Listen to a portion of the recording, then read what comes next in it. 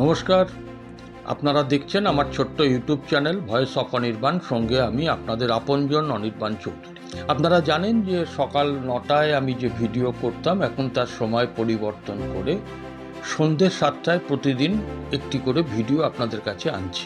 দেখুন, রাজ্যে ক্ষমতা পরিবর্তন হয়েছে, তৃণমূল সরকার পর্যুদস্ত হয়েছে নির্বাচনে এবং শুভেন্দু অধিকারীর নেতৃত্বে বিজেপি সরকার পশ্চিমবঙ্গে আজ 2 মাস কয়েকদিন হলো ক্ষমতাসীন হয়েছে। একথা ঠিক যে সরকারের কাজের এখনই এই 2 মাসের মধ্যে পর্যালোচনা করা, এটার এখনো সময় আসেনি।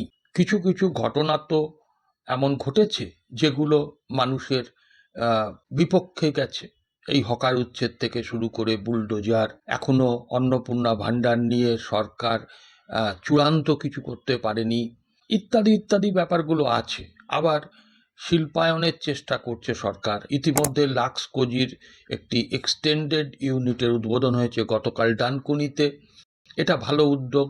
আমুল সহ আরও কিছু শিল্প আসবে, এইটা আমরা শুনছি। এগুলো ভালো উদ্যোগ। দীর্ঘ 15 বছর তৃণমূলের রাজত্বে শুধু একটা করে ওই বঙ্গ সম্মেলন হয়েছে, বাণিজ্য সম্মেলন হয়েছে, দেশে হয়েছে, বিদেশে হয়েছে, কোটি কোটি হাজার হাজার কোটি টাকা ব্যয় হয়েছে, কিন্তু রাজ্যে কোনো শিল্প সেই অর্থে স্থাপন হয়নি। সেই যে টাটারা পালিয়ে গিয়েছিল মমতা ব্যানার্জির ভয়ে, তারপর থেকে নতুন কোনো শিল্প এই রাজ্যে আর আসেনি, যার জন্য এই রাজ্যের পরিযায়ী শ্রমিক আপনার বেকার নতুন করে সৃষ্টি হয়েছে। এই তো পশ্চিমবঙ্গের খরা ভূমিতে দাঁড়িয়ে যখন শিল্পায়নের চেষ্টা করছে সরকার, তখন তাকে অবশ্যই স্বাগত জানানোটা একজন সাধারণ নাগরিক হিসাবে কর্তব্য, আমি যে মতামতে যে মনোভাবে বিশ্বাস করি না কেন। কিন্তু আমি আজকে আপনাদের কাছে একটা ছোট্ট ঘটনা তুলে ধরব। ঘটনাটা ছোট্ট হলেও এর ইঙ্গিত কিন্তু বিরাট বড়। একটা খবর আমি কয়েকদিন আগে দেখেছিলাম সমাজ মাধ্যম, কিন্তু সমাজ মাধ্যমে তো অনেকই খবর আসে যেগুলো সত্য বিচার করা বা সেগুলো আদৌ কোথাকার সেসব নিয়ে নিবিড় পরীক্ষা নিরীক্ষা না করে, যাচাই না করে আমি সাধারণত কোনো ওই ধরনের খবর করি না। এটা আপনারা যারা আমার ভিডিও দেখেন আপনারা জানেন। কিন্তু গত কয়েকদিন আগে আমাদের একটি প্রভাতী দৈনিক ইংরাজি সংবাদপত্রে এই খবরটা প্রথম পাতায় ফলাও করে বেরিয়েছে, যার জন্য সেই ডকুমেন্টারি এভিডেন্স রেখেই আমি আজকের ভিডিও করতে বসেছি। ঘটনাটা কি? সেটা হলো যে দক্ষিণ 24 পরগনা, সেই দক্ষিণ 24 পরগনার সুভাষগ্রাম যে অঞ্চল আছে, সেই সুভাষগ্রাম অঞ্চলে সেখানে একটি নির্ণীয়মান গির্জা আছে, যেখানে খ্রিস্ট ধর্মাবলম্বীরা প্রার্থনা করবেন বলে তারা ওটাকে বানাচ্ছেন। এইবারে ভিডিওতে দেখলাম প্রথমে যে সেইখানে অসংখ্য মানুষ জমা হয়েছেন। সে নির্ণীয়মান যে চার্চ, সেই চার্চের ওপরে উঠে গেছেন এবং ওই খ্রিস্ট ধর্মের যে চিহ্ন, যীশু খ্রিস্টের যে চিহ্ন, ওটা ওপরে যে সিমেন্ট দিয়ে তৈরি করা হয়েছে, সেইটাকে ভাঙার চেষ্টা করছেন একদল উন্মত্ত লোক, এবং তাদের মুখ থেকে জয়ধ্বনি বেরোচ্ছে রামের নামে, জয় শ্রীরাম বলে তারা ওইটাকে ভাঙতে চেষ্টা করছেন। এবং ওই গির্জার আশেপাশে দেওয়ালে টেওয়ালেও দেখলাম বেশ আঘাত করা হচ্ছে। আমার এই ঘটনাটা দেখে সত্যি আমি খুব স্তম্ভিত হয়ে গিয়েছি এই কারণেই যে সেই রাম মন্দির বাবরি মসজিদ ইস্যুতে ওই যে ধাঁচাটা ভাঙার সময় যে দৃশ্য, তখন আমার বয়স অনেক কম ছিল, সেই যে দৃশ্য দেখেছিলাম অনেকটা সেই দৃশ্যের কথা মনে পড়ছে। এবং এই জয় শ্রীরাম ধ্বনি দিতে দিতে যখন একটা উন্মত্ত জনতা সেই চার্চের ওপরে গিয়ে সেই ক্রুশ চিহ্নটাকে ভাঙার চেষ্টা করছেন, তখন আরেক দল মানুষ, অদ্ভুত ব্যাপার যে তারা ওখানে জমা হয়ে তারা উল্লসিতভাবে সেইটাকে ক্যামেরা বন্দি বা ভিডিও বন্দি করার চেষ্টা করছে। আমি খবরটা অনেক আগে ওই ভিডিওটা দেখেছি, আমি করতে পারতাম, কিন্তু আমি করিনি এই কারণেই যে আমি তো সেখানে স্পটে যাইনি।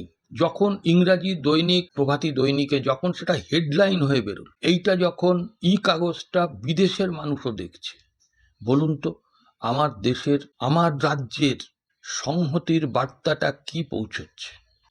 আজকে এইগুলো তো ভাবতে হবে।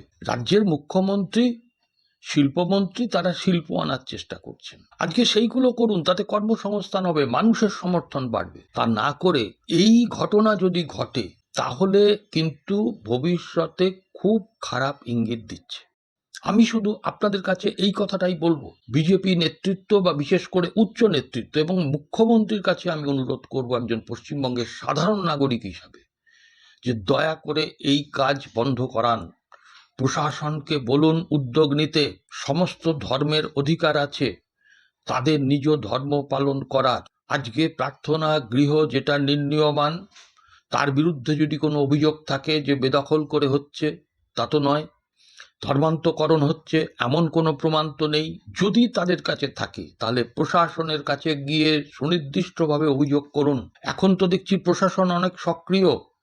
প্রশাসন এর ব্যবস্থা নিক, আইন নিজের হাতে তুলে নেবেন না। অন্য কোনো ধর্মের প্রতি আপনারা এই ধরনের ব্যবহার করবেন না যারা করছেন। আমি বলছি না যে এটা উচ্চ নেতৃত্ব, বিজেপির উচ্চ নেতৃত্ব নির্দেশ দিয়ে এটা করাচ্ছে। এই দক্ষিণ চব্বিশ পরগনা সুভাষগ্রামের বিজেপির যারা নেতৃত্ব তাদের নিশ্চয়ই গোচরে গেছে। এখন তারা যদি এগুলোকে শক্ত হাতে দমন না করেন তাহলে কিন্তু আগামী দিনে একদিকে তো রাজ্যের প্রতি একটা বার্তা যাবে সারা বিশ্বের কাছে, পাশাপাশি মানুষ কিন্তু এই জিনিসগুলোকে ভালো চোখে দেখছে না। প্রত্যেকটা ধর্মের যারা বিশ্বাসী, হিন্দু ধর্ম হোক, মুসলিম ধর্ম হোক, খ্রিস্টান ধর্ম হোক, যারা বুদ্ধিস্ট, যে যার ধর্ম পালন করুক, আমরা পশ্চিমবঙ্গে যেমন সৌহার্দ্য সম্প্রীতি নিয়ে বেঁচে আছি, সেইটুকু বেঁচে থাকার আমি আবেদন করছি। শিল্পায়ন হোক, রাস্তাঘাট হোক, উন্নয়ন হোক, কোনো আপত্তি নেই, কিন্তু গেরুয়া ঝান্ডা হাতে, মাথায় ফেট্টি বেঁধে, তিলক কেটে জয় শ্রীরাম বললে কিন্তু পেট ভরবে না, বেকারের চাকরি হবে না।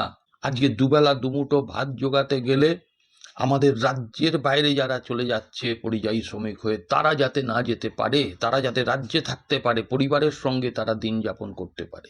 আজকে সেই চিন্তাটা বেশি করে করা উচিত। যারা এই কাজ করছেন তাদেরকেও যেমন অনুরোধ করব এই কাজ করবেন না। পাশাপাশি আমি বিজেপির উচ্চ নেতৃত্ব এবং মুখ্যমন্ত্রী, শিল্পমন্ত্রী, বিজেপির রাজ্য সভাপতি প্রত্যেকের কাছে অনুরোধ করছি এই বিষয়টাতে একটু নজর দিন। অনেক খবর আমাদের কাছে আসছে, অনেক ব্যবসায়ীর অনেক অভিযোগ আমাদের কাছে জানাচ্ছেন, সাধারণ মানুষও জানাচ্ছেন। আমি সেগুলো এক্ষুনি আনছি না, তার অডিও ভিডিও আমার কাছে এসেছে, কিন্তু আমি সরকারটার বয়স যেহেতু 2 মাস কয়েকদিন, সেই জন্য আমি শুধু যে ঘটনাটা একেবারে না বললেই নয় সেটা দেখালাম। আর আমার কাছে যে তথ্য প্রমাণ আসছে সেগুলো এই মুহূর্তে আমি প্রকাশ করে সরকারকে বিব্রত করতে চাই না। তবে আমি আমার যে মাধ্যম, সেই মাধ্যমে মুখ্যমন্ত্রীর কাছে আমি সেইগুলো পৌঁছে দেওয়ার চেষ্টা করব। যাই হোক, আপনারা আপনাদের মতামত জানাবেন। ভিডিওটা ভালো লাগলে একটু শেয়ার করবেন। আজকে এই অবধি। আবার কালকে রাত্রি 7টায় আপনাদের কাছে হাজির হব গুরুত্বপূর্ণ অন্য কোনো এপিসোড নিয়ে। সবাই ভালো থাকবেন। নমস্কার।